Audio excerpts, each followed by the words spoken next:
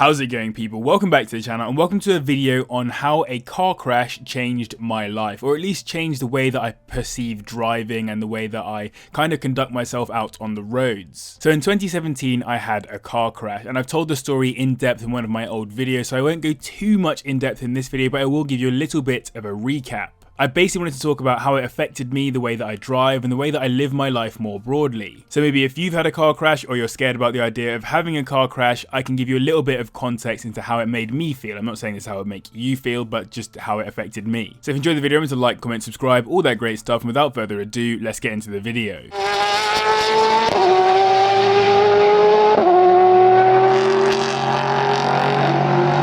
So as I said, let's do a quick recap of what happened. I went to collect my sister from somewhere around about 30 miles away from my house. It was raining, it was a little bit of a sketchy day for it, but ultimately it was just a normal day of driving. I got there nice and safe, turned around, came back with my sister, and as I was driving back and I was on this motorway, someone pulled out on me at an absolute snail's pace whilst I was in the outside lane on the motorway. I had to pull an emergency stop, basically in the outside lane, and very nearly hit the back of their car. Left crazy 11s, it was a really sketchy moment, and yes, very much like a heart in mouth kind of thing. But obviously I didn't crash, we carried on driving, and at the next sort of heavy braking point, I went to press the brakes to slow down, and I had absolutely no brakes. It was just sponge. So people tell you to check your brakes when you've gone through water or when you've had to do some heavy braking, etc. Whatever had happened, I just had sponge rather than brakes and just got nothing. I was doing probably like 55 to 65 miles per hour because again it was on an A road with a 70 mile per hour speed limit, and just immediately took evasive action to not hit the cars in front of me,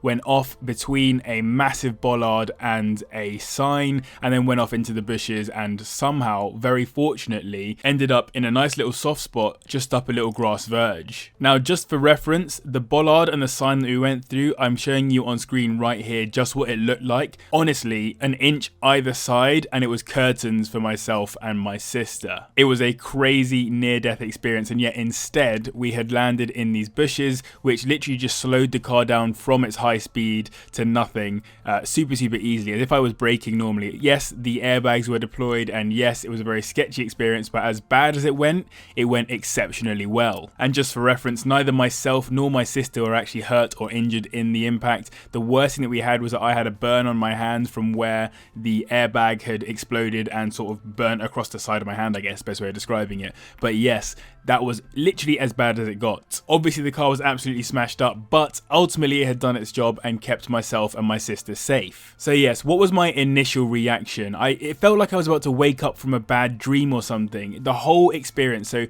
everything from the moment of realizing I had no brakes all the way through to being at rest in the bushes was probably only about half a second to a second in total. It all happened very quickly, and yet I can see the whole thing as if it all happened over the space of like an hour or 2 hours. As I sat in the bushes with the airbags having just exploded and all that other kind of stuff, I literally felt like I was about to wake up from a bad dream. I sat there and it just didn't feel like it was real. It felt completely out of this worldly, like I just had some crazy dream, like I was still driving my car on the roads and maybe I was daydreaming or something like that. But as I kind of tried to force myself to wake up in my head and then realized that I was awake, especially because I could smell the smoke that had come from the airbags exploding, although I didn't know that at the time, and I was very much aware of the fact that my sister was right next to me, I was thinking, oh my gosh, this is a real moment, and I suddenly became, I would suggest maybe hyper alert is the best way I can describe it. All of your adrenaline and survival instincts all come into play all at the exact same time, and I'm out of the car, I'm helping my sister out of the car, we're jumping through the bushes, we're getting back down to safety,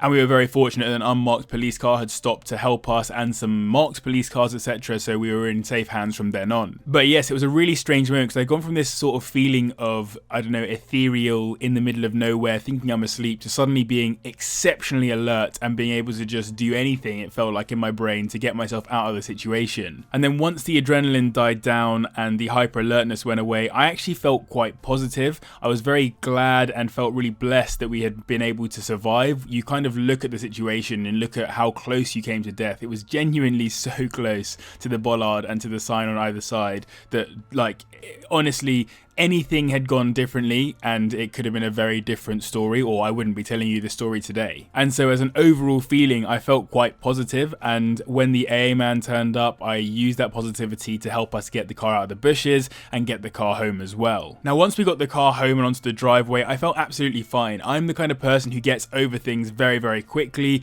I don't get particularly emotionally invested in problems. I'm quite logical, and generally I would say that I'm pretty resilient. I don't really get upset about most things. I'm pretty much an emotionless whole is what I would probably call myself. And so genuinely I felt like I'd gotten away from this situation with no lasting scars, no lasting problems, no lasting mental effects or anything like that. But in hindsight I realised that I wasn't really confronting the issue. I kind of let it sit and fester in my brain for a bit rather than actually going in and understanding what had happened and overcoming it. I was spending my time making sure that my sister was fine rather than myself, and honestly it turns out that she was absolutely fine, both mentally and physically and all the other good stuff. But by focusing my attention on her and making sure that she was kind of like the main thing that I was worried about and keeping focused on, I never really thought about how I was feeling, which is just an easy standard thing to do, I suppose. It was only a few days later when my dad said that he was going to scrap the car on my behalf and I went out to take some items from it that I actually realised the emotions that I was holding back. As I sat in the car and I took some of the badges off and all the other good stuff to keep for the memories, I realised just how emotional the whole situation had been,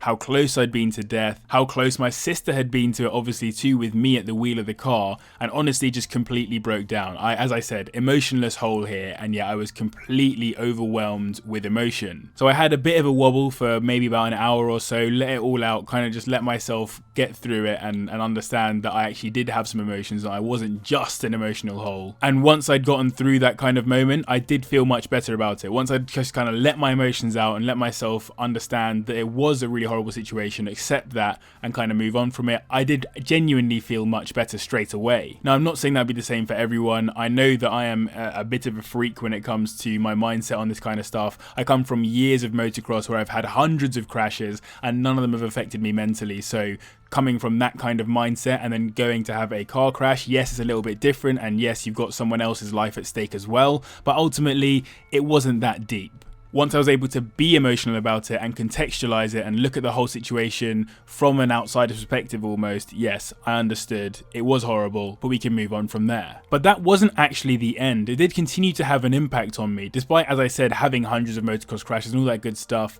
The first time I actually drove a car after that crash, which was the Polo maybe a few days later, it almost felt like I had to prove to myself that everything was still fine, that I could still drive, and only after maybe a couple of drives did I actually feel like I was really attached to the car and that I was able to actually drive normally again. I would say maybe the first 1 or 2 times that I drove, I really felt quite detached from the car. I don't know how to describe it, but it felt like I was all in my head and I wasn't in the driving experience. I was all up here somewhere, I don't know, up in my brain. Yeah, I felt absolutely fine, but I definitely knew that I wasn't mentally all there when driving. It's also affected my driving since then, so it's made me do 2 things. On the one hand, I sit much further back from cars in front. I wasn't actually tailgating during the crash, but if I had been, I would have 100% hit the back of the person in front and potentially caused a worse accident and caused more lives to be at risk. And number 2, I think I've increased my alertness to potential hazards. I think this is something that came with experience as well, but I know that I've gotten better actively as a result of that crash. I call things a long time before they're going to happen, which is a really helpful thing to have out on the roads. But the key thing for me was to go back to full confidence, which did happen very quickly. I would say, as I said before, maybe after 2 or 3 drives of the Polo, I was back to confidence or full confidence when it was actually driving the car. But just because I was confident didn't mean that the impact mentally didn't continue. So one thing that I found really strange was that after the crash and after I'd had my sort of breakdown and I'd let all my emotions out,